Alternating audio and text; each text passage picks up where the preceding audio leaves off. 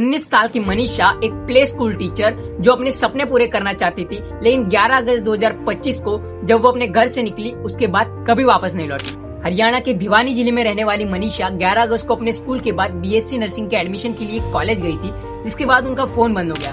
Family ने police को complaint दी, लेकिन पुलिस ने कहा किसी के साथ भाग गई होगी, 2 दिन में वापस आ जाएगी। लेकिन 2 दिन बाद 13 अगस्त को सिंघानी गांव के खेत में मिलती है मनीषा की मुर्दा बॉडी। उनका गला कटा हुआ था, कई सारे ऑर्गन्स बॉडी से गायब थे और पुलिस ने फिर जाकर मर्डर का केस दर्ज किया। सिविल हॉस्पिटल की जब पहली पोस्टमार्टम रिपोर्ट निकल कर आती है, तब बताया जाता है कि मनीषा के गले पर किसी धारदार हथियार से काटे जाने के निशान मिले। लेकिन 15 अगस्त को पीजीआई रोहतक में दोबारा पोस्टमार्टम होता है। अब कहा जाता है कि मनीषा की बॉडी में पेस्टिसाइड मिला और पुलिस कहने लगी कि मनीषा ने तो एक्चुअली में आत्महत्या कर ली पेस्टिसाइड खाकर। अचानक से पुलिस मनीषा की लाश के पास एक सुसाइड नोट मिलने का दावा भी करने लगी। मिसिंग ऑर्गन्स पर सवाल उठा तो कहा गया कि किसी जानवर के खाने से ऐसा हो गया हो। मतलब हद होती है। जाहिर सी बात है, लोगों ने यहाँ आरोप लगाया कि पुलिस यहाँ कवर अप करने की कोशिश कर रही है, लेकिन लोग सड़कों पर आकर प्रोटेस्ट करने के लिए सरकार ने इंटरनेट सस्पेंड कर दिया। यह हरियाणा में एक बहुत बड़ा मुद्दा बन गया है, जो स्टेट के लॉ एंड ऑर्डर पर सवाल खड़े करता है। दूसरी पोस्टमार्टम रिपोर्ट में कई सारी इनकंसिस्टेंसीज भी सामने आई, जैसे कि रिपोर्ट में कपड़ों की जांच नहीं की गई थी, जो कि एक बड़ी लापरवाही थी। पेस्टिसाइड से जब मौत होती है तब उसे झाग, उल्टी